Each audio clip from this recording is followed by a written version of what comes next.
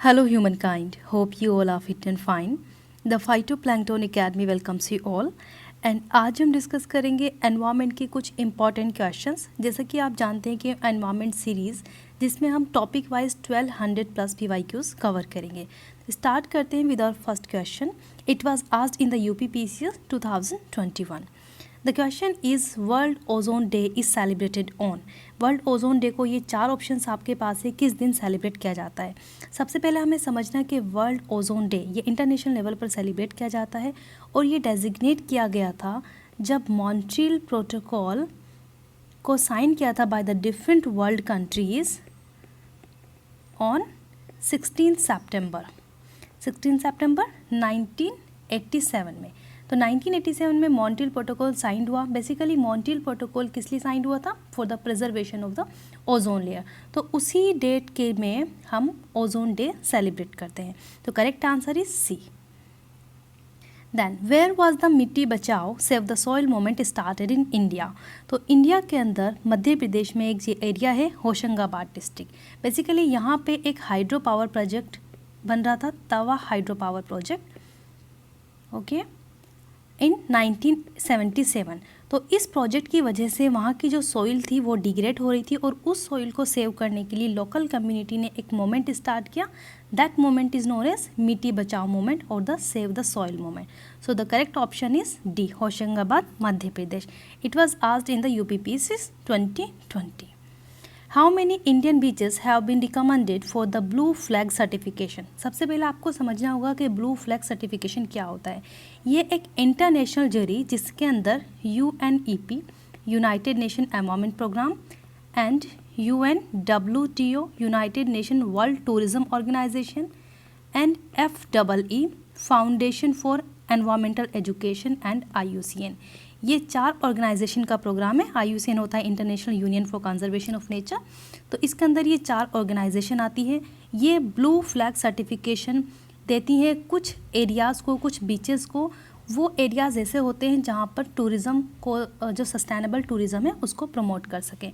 तो इंडिया के अंदर ऐसे 8 एरियाज़ हैं जो बेसिकली 5 स्टेट और 2 यूनियन टेरिटरीज़ के अंदर आते हैं।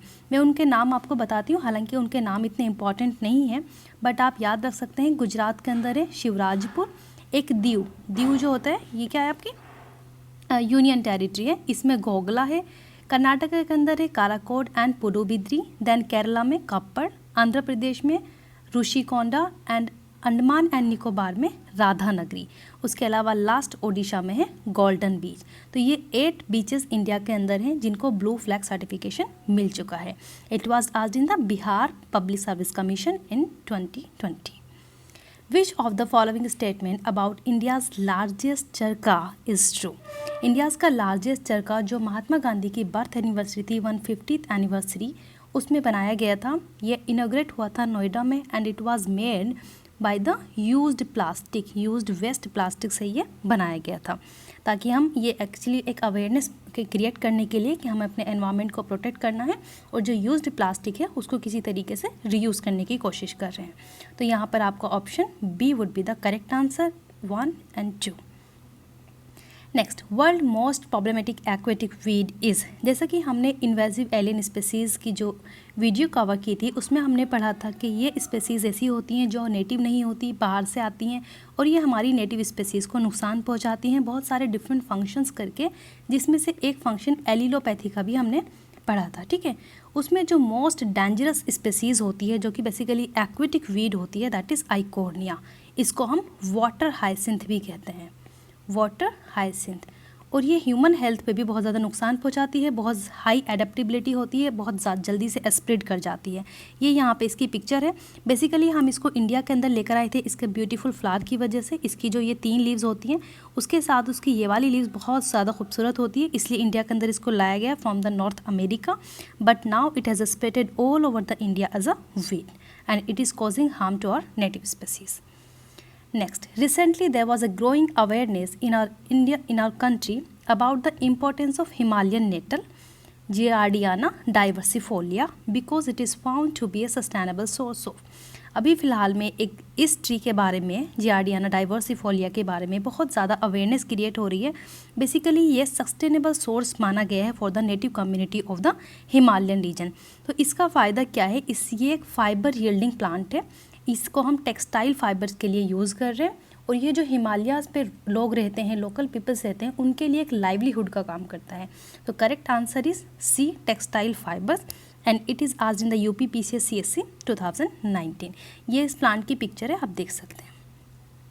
Next, the marine national park is located in. Actually ये यूपी पीसीएस 2016 में पूछा गया, लेकिन ये एक्चुअल क्वेश्चन था the first marine national park. इस तरीके से क्वेश्चन लिखा हुआ है, लेकिन ये पूछना चाहिए था कि फर्स्ट मरीन, क्योंकि यहाँ पे आंसर जो आंसर शीट में दिया है that is gulf of Kutch. लेकिन अगर मैं ऑप्शंस के अकॉर्डिंग बात करूँ तो इंडिया के अंदर 10 मरीन नेशनल पार्क हैं, और वो 10 मरीन नेशनल पार्क में से 4 आपको पेनिनसुलर इंडिया में मिलेंगे और 6 आइलैंड्स ऑफ इंडिया में। एंड आइलैंड्स ऑफ इंडिया में जो अंडमान एंड निकोबार आइलैंड्स हैं वहाँ पर मिलते हैं। इसमें मैंने एक शॉर्ट वीडियो भी कवर की है, उसको आप देख सकते हैं। जो पेनिनसुलर इंडिया पे हैं उसमें गल्फ ऑफ कच्छ आता है, then Sundarban, Bhitarkanika and Gulf of Mannar. तो ये 4 नेशनल पार्क्स आते हैं। सुंदरबंस भी मरीन नेशनल पार्क है, लेकिन अगर हम क्वेश्चन की बात करें और उन्होंने फर्स्ट मरीन नेशनल पार्क पूछा है तो A would be the correct answer, because Gulf of Kutch is the first marine national park in India. Next, the 5 rhinos range nations who signed a declaration, the New Delhi Declaration of Asian Rhinos 2019 are। तो ये कुछ 5 states हैं, 5 Nations हैं जिन्होंने rhinos range के लिए एक declaration start की, the new Delhi declaration on Asian rhinos. तो ये क्या होगा, ये जो राइनोज वाला रेंज होगा जहाँ पे राइनोज का हैबिटेट होगा, उनकी पॉपुलेशन होगी, वही वो एरियाज़ होंगे। तो वियतनाम इसका आंसर नहीं है, थाईलैंड नहीं है, म्यांमार नहीं है, इसका है भूटान, क्योंकि इंडिया, नेपाल, मलेशिया, इंडोनेशिया, इन 5 रीजन में राइनोज की पॉपुलेशन मिलती है। ये इस बार asked in the BPPCS 2019। Next, which of the following has the lowest mean net primary productivity.